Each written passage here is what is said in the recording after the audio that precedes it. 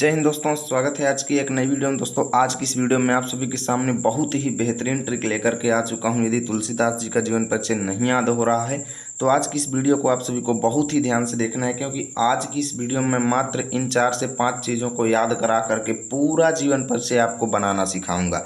जी हाँ दोस्तों, देख सकते हो इस कागज़ में जितनी चीज़ें लिखी हैं केवल इतना बस आपको याद कर लेना है। बाकी जीवन परिचय बनाना कैसे है आज की इस वीडियो में आपको डिटेल में बताने वाला हूँ। तो बहुत ही दमदार ट्रिक है दोस्तों, कैसे पूरा जीवन परिचय लिखेंगे और कैसे बोर्ड एग्जाम में इसको लिखेंगे ताकि फुल अंक आपको मिले। साथ ही आप अर्धवार्षिक परीक्षा में भी इस जीवन परिचय को बहुत ही अच्छे से अपने कॉलेज के पेपर में लिख सकते हैं। तो चलिए दोस्तों शुरू करते हैं। जीवन परिचय कैसे बनाना है पूरा वीडियो ध्यान से देखिएगा।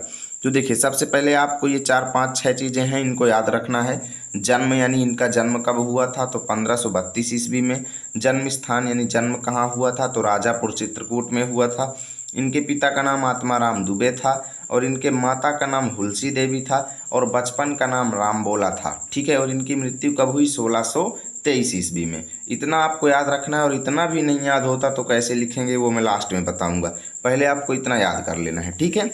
तो देखिए, सबसे पहले आपको क्या लिखना है, तुलसीदास जी का जन्म 1532 ईस्वी में हुआ था। पहली लाइन यानी जन्म का यूज कैसे करना है, तुलसीदास जी का जन्म 1532 ईस्वी में हुआ था। तो चलिए लिखते हैं। इसको कैसे लिखेंगे मैं लिख करके आपको दिखा रहा हूँ। तो देखिए मैंने क्या लिखा कि तुलसीदास जी का जन्म 1532 ईस्वी में। उसके बाद जन्म स्थान का यूज करना है। कहाँ पे हुआ था, राजापुर में, जो कि कहाँ स्थित है, चित्रकूट जिले के राजापुर में। कई कई किताबों में बांदा जिला के राजापुर दिया हुआ है, लेकिन वो पहले लगता था जिला, अब चित्रकूट जिला में है राजापुर। ठीक है, तो आपको लिखना है 1532 ईस्वी में चित्रकूट जिले के राजापुर नामक गाँव में हुआ था। अब देखिएगा दोस्तों, हमने 2 लाइन इनका पूरा जीवन परिचय बना लिया है। उसके बाद देखिए, अब आपको अगली लाइन जो यहाँ पे अगला टॉपिक लिखा गया है पिता, यानी हेडिंग पिता का नाम जो है, इससे इसका और माता का नाम का यूज करके अगली लाइनें लिखेंगे। तो यहाँ पे लिखेंगे तुलसीदास जी के पिता का नाम आत्माराम दुबे एवं माता का नाम हुलसी देवी था। ठीक है, अब देखिए मैंने दोस्तों क्या लिख दिया कि तुलसीदास जी के पिता का नाम आत्माराम दुबे तथा माता का नाम हुलसी देवी था।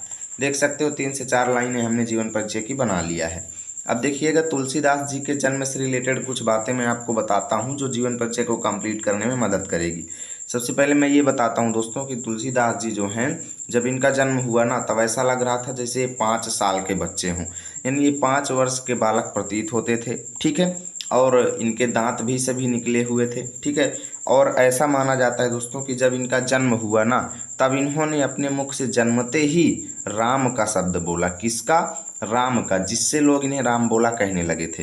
क्या कहने लगे थे, राम बोला। ये बड़ा ला है, लास्ट में जगह कम ही, इस वजह से आपको राम बोल लिखा हुआ दिख रहा होगा। ये राम बोला है, इसको सही कर लीजिएगा। ठीक है, देखिए जन्मते ही इनके मुख से क्या निकला, राम का शब्द निकला, जिससे लोग इन्हें क्या कहने लगे, राम बोला। तो इसको कैसे लिखेंगे दोस्तों, इसको ऐसे लिखेंगे, चलिए मैं लिख करके दिखाता हूँ।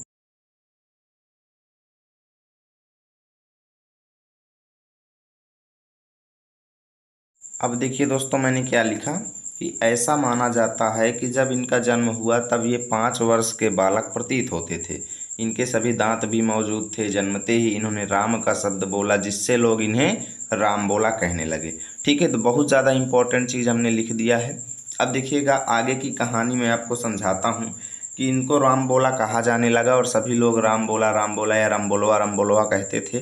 तो जो है, और ये बड़े जो है कुछ विचित्र बालक थे, आश्चर्य मतलब विस्मय उत्पन्न कर देने वाले बच्चे थे। यानी इनकी क्रियाएं ऐसी थीं कि इनके माता पिता को इनके ऊपर विश्वास नहीं हुआ और उन्होंने सोचा कि ये राक्षस हैं। ठीक है, तो इनको राक्षस समझ करके इनके माता पिता ने इन्हें त्याग दिया। तो जैसे ही माता पिता ने इनको त्याग दिया तो हुआ क्या कि इनका पालन पोषण किसने किया, बाबा नरहरि दास ने। किसने किया, बाबा नरहरि दास ने इनका पालन पोषण किया। ठीक है, और इनको ज्ञान और भक्ति की शिक्षा भी दी, वेद वेदांग का ज्ञान भी दिया। तो इसको चलिए लिखते हैं कि संत बाबा नरहरि दास ने इनका पालन पोषण किया और ज्ञान और भक्ति की शिक्षा भी दिया। ठीक है, इतना हमने लिख दिया और देख सकते हो इतना जीवन परिचय हो चुका है।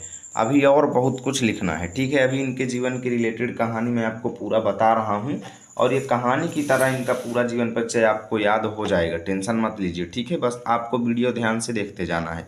देखिए अब मैं बता दूं, ऐसा इनके बारे में कहा गया है, साहित्यों में माना जाता है कि एक बार तुलसीदास जी की पत्नी जो हैं, जिनका नाम था रत्नावली, क्या था, रत्नावली, यानी इनका विवाह किसके साथ हुआ था, रत्नावली के साथ। और एक बार रत्नावली इनसे बिना बताए मायके चली गई, जिससे अर्धरात्रि में तुलसीदास जी क्या किए, आंधी तूफान का सामना करते हुए अपनी ससुराल जा पहुँचे, जिसके लिए पत्नी ने इन्हें बहुत फटकारा, ठीक है। पत्नी ने इनको बहुत डांटा, जिससे हुआ क्या कि इनके मन में वैराग्य उत्पन्न हो गया। तभी से ये भगवान श्री राम की भक्ति करने लगे, ठीक है। तो चलिए इसी कहानी को लिखते हैं। तो देखिए दोस्तों, मैंने क्या लिख दिया कि इनका विवाह रत्नावली के साथ हुआ और रत्नावली की फटकार से ही इनके मन में वैराग्य उत्पन्न हो गया, ठीक है। और जैसे ही वैराग्य उत्पन्न हुआ तो ये क्या करने लगे, भगवान श्री राम की भक्ति करने लगे, ठीक है ना। तो इसको चलिए लिखते हैं। तो देखिए दोस्तों, मैंने लिख दिया, इसके बाद यह अनेक तीर्थों का भ्रमण करते हुए भगवान श्री राम का गुणगान करने लगे। इतना लिख गया। इसके बाद अब आपको लिखना है कि देखिए अब तुलसीदास जी जो हैं, इन्होंने सबसे ज़्यादा अपना समय काशी, अयोध्या और चित्रकूट में व्यतीत किया, ठीक है ना। तो इस चीज़ को भी चलिए लिख देते हैं, काशी, अयोध्या और चित्रकूट में। अब देखिए दोस्तों, आपको जो कागज़ में आपने लास्ट इन्फॉर्मेशन लिखी है, इनकी मृत्यु 1623 ईस्वी में हुई, तो इसको भी यहाँ पर अब लिख देते हैं। तो देख सकते हो दोस्तों, हमने कितना ज़्यादा जीवन परिचय बना लिया है, ठीक है। और इतना बहुत बड़ा है, एक पेज पूरा भर चुका है, A4 साइज की स्पाइरल है। और देखिए अब हम आपको बताते हैं, यहाँ पर आपको इनकी रचनाएँ भी लिखना है, क्योंकि रचनाएँ भी आपको एक अंक दिलाएंगी, इसलिए अब आपको हेडिंग डालना है रचनाएँ, ठीक है। रचनाएँ हेडिंग डालेंगे और उसके नीचे आप पटरी की मदद से 2 लाइनें खींच देंगे, ठीक है। अब देखिए रचनाएँ जो हैं, आपको एक रचना लिखने के लिए दिया जाता है, तो इनकी प्रसिद्ध रचना है रामचरितमानस, सब लोग जानते हैं, ठीक है। रामचरितमानस ये एक महाकाव्य है, तो इसको आपको याद रखना है, ठीक है। यहाँ से दोस्तों पूरा जीवन परिचय कंप्लीट हुआ। उम्मीद करता हूँ आपको वीडियो बहुत ज़्यादा अच्छी लगी होगी। प्लीज़ वीडियो को लाइक करें, दोस्तों के पास शेयर करें। मिलेंगे आप सभी के साथ अगली वीडियो में, तब तक के लिए जय हिंद, जय भारत।